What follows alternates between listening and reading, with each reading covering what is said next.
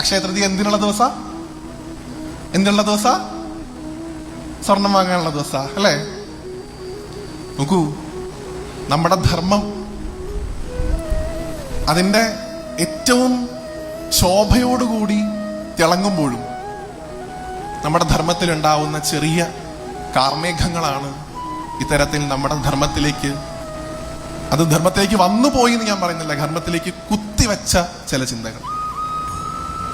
ഭഗവാൻ ബലരാമസ്വാമിയായി അവതരിച്ച ദിവസമാണ് അക്ഷയ തൃതീയ. ഭഗവാൻ പരശുരാമസ്വാമിയായിട്ട് അവതരിച്ച ദിവസമാണ് അക്ഷയ തൃതീയ. സഖി എന്ന് വിളിച്ച് ഭഗവാൻ അഭിസംബോധന ചെയ്യുന്ന സാക്ഷാൽ ദ്രൗപദി അക്ഷയപാത്രം വാങ്ങി ആ അക്ഷയപാത്രം ദ്രൗപദിക്ക് കിട്ടിയ ദിവസമാണ് അക്ഷയ തൃതീയ. ഗംഗാവതരണം ഉണ്ടായിട്ടുള്ള ദിവസമാണ് അക്ഷയ തൃതീയ. മഹാഭാരത രചന തുടങ്ങിയത് ഒരു അക്ഷയ തൃതീയ ദിവസത്തിലാണെന്ന് പറയുന്നു.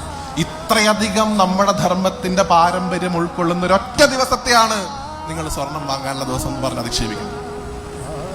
ആണോ അല്ലയോ? ആണോ അല്ലയോ? നമ്മുടെ കുട്ടികൾ ഇക്കണ്ട ജ്വല്ലറി പരസ്യങ്ങൾ മുഴുവൻ കേട്ട് ഭാവിയിൽ അവർ വളർന്നു വരുമ്പോ അക്ഷയ തൃതീയ എന്ത് ദിവസമായിട്ട് മാത്രം മാറും?